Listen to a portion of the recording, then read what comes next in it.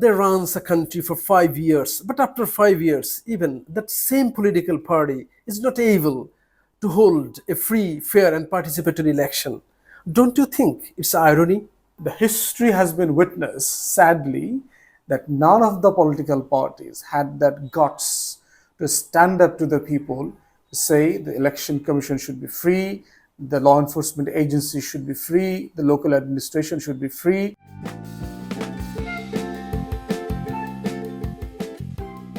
Assalamu alaikum, dear viewers, welcome on behalf of my YouTube channel Shorts and Cut. Today we will discuss about the election time government system of Bangladesh. You know that the South Asian country of 170 million people is going to hold the 12th national election in December this year or January next year. But the political parties, especially the ruling Awami League party and all the opposition parties, are in huge discord regarding the election time government system.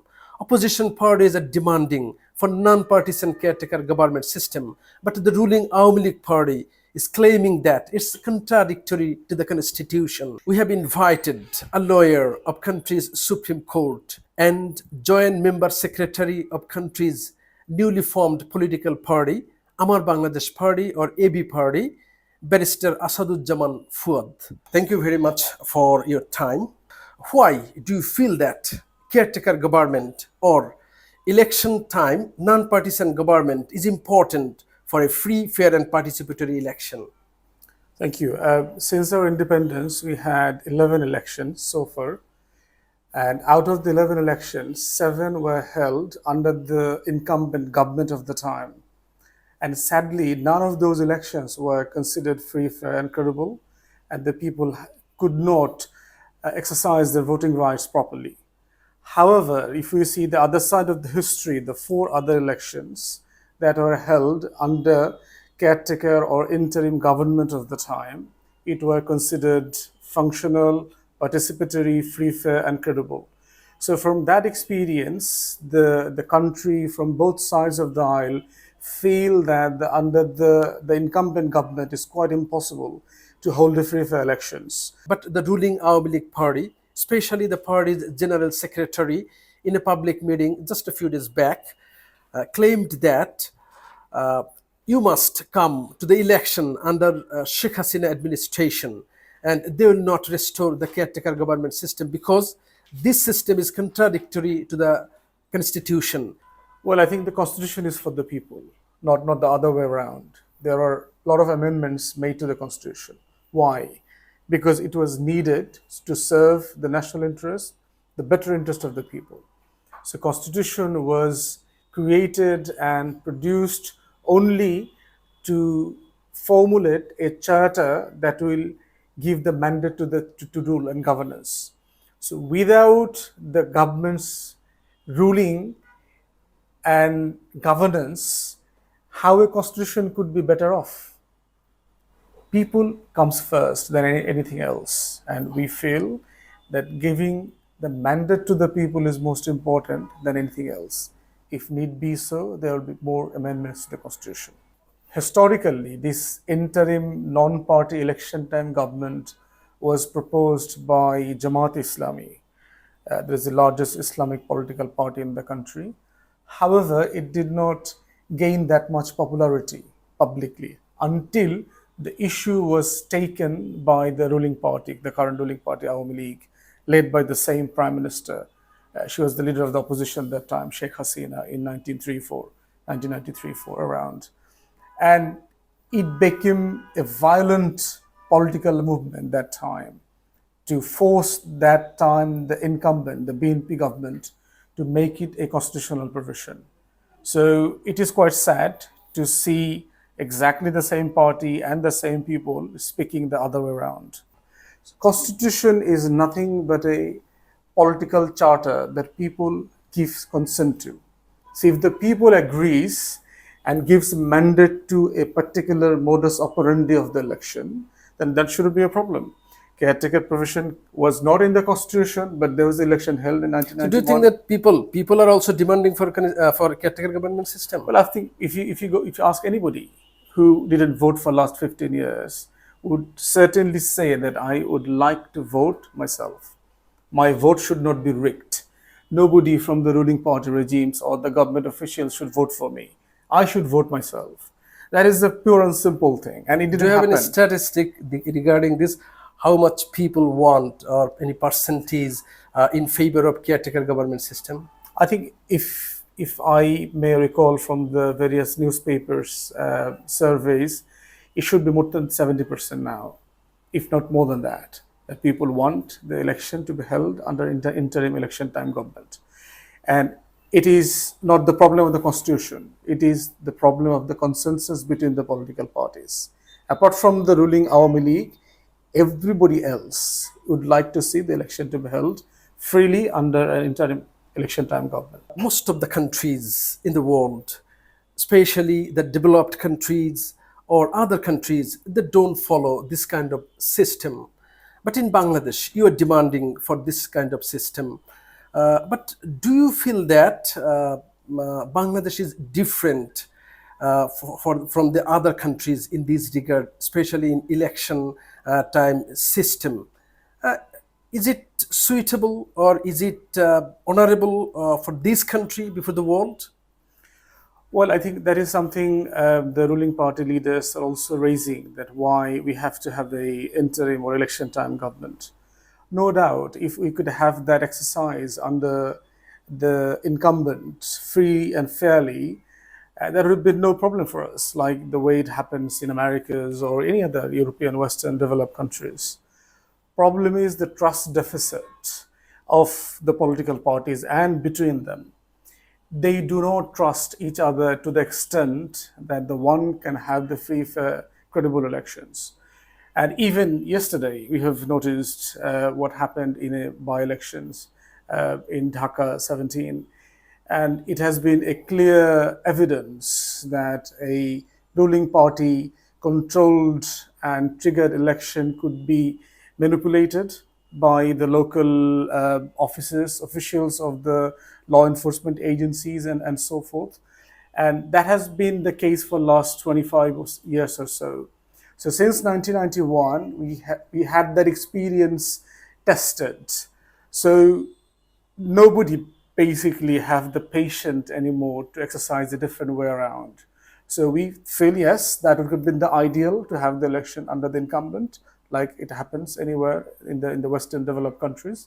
But I feel, and we feel, that we are far behind that trust that we should have in the political circles of the country. A political party, after being elected by the support of mass people, they runs a country for 5 years. But after 5 years, even that same political party is not able to hold a free, fair, and participatory election. Don't you think it's irony? Well, of course, that is frustrating that after 50 years, we cannot have a political governance that can ensure a free, fair election. And even before our independence in 1970, election was the trigger point to have a freedom struggle into a bloodshed and gaining our independence. And what happened? Even 1970 election was held under the military junta of then Pakistan government. It has been widely accepted by the same party that has been ruling Bangladesh for last 15 years. But what we have seen afterwards, the same party won in 1970 election, in 1973 could not deliver a free, fair election. So the history has been witnessed, sadly, that none of the political parties had that guts to stand up to the people to say the election commission should be free, the law enforcement agency should be free, the local administration should be free, and they should decide how the election should happen in the country. We have seen during the last American elections that how Trump tried to interfere into the election process of the country. Even there are many returning officers who are Republican Party supporters refused to abide by the instructions by the Trump, because that's how the democracy and the institutions work there. Yes, they might lose this time, but they feel the country will win. And that is a politics that we are still to build in this country. But this ruling Awami League party has been running the country for almost 15 years, and in all sectors of the government, especially the election commission, law enforcement agency, and other civil administration, there are huge supporters or appointment was done by this ruling government. So, do you think that, according to your demand, a non-partisan caretaker government system is established here before the national election, but that will be free from the controlling or behind the scene, the ruling party will have an influence over that system? Do you think that? Certainly, this time around, any interim government will face much more difficulty and challenges than the other caretaker governments that we had in 1991, 96, 2001, and even partially in 2008, the military-backed one.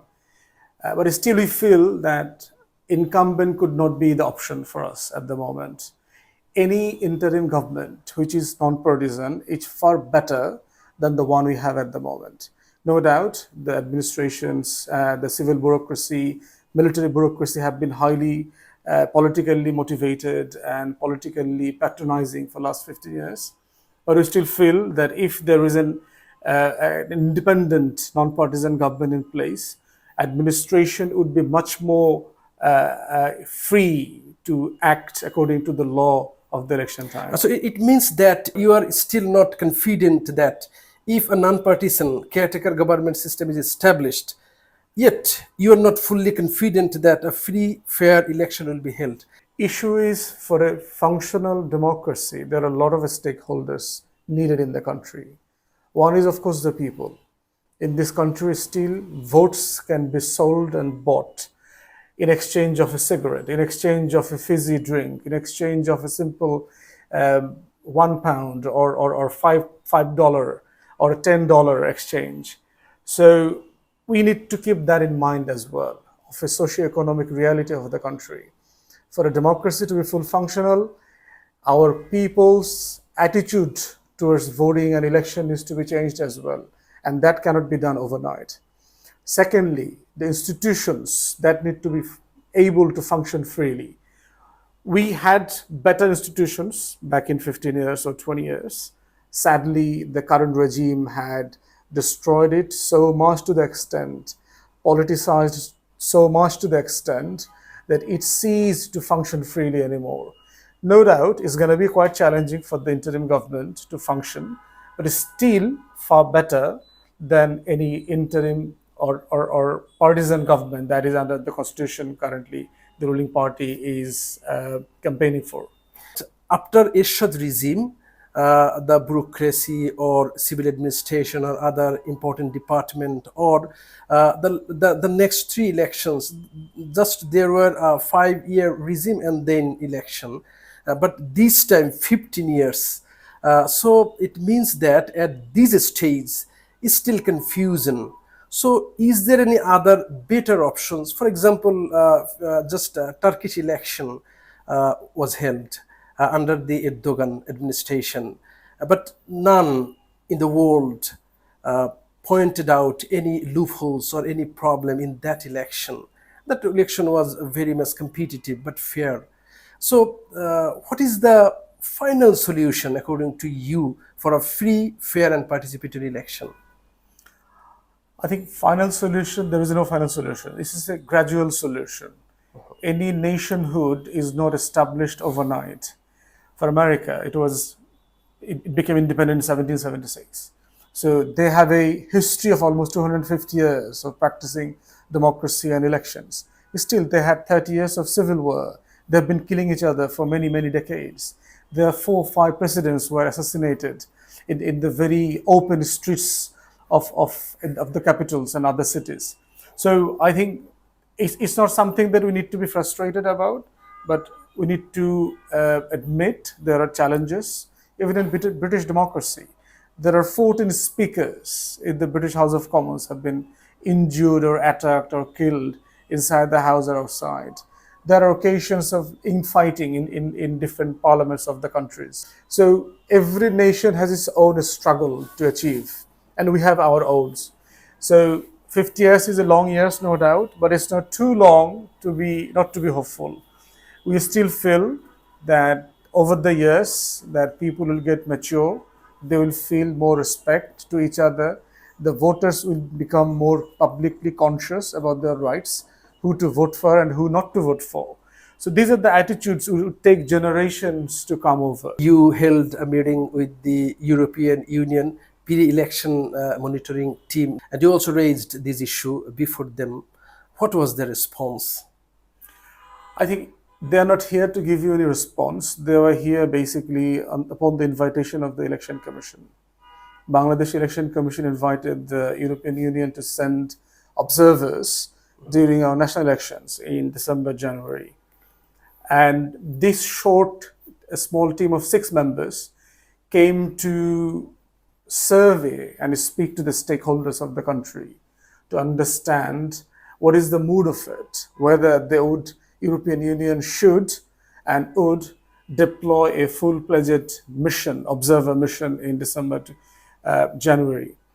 And they have been basically seeking recommendations, feasibility, advisability, usefulness of such a mission.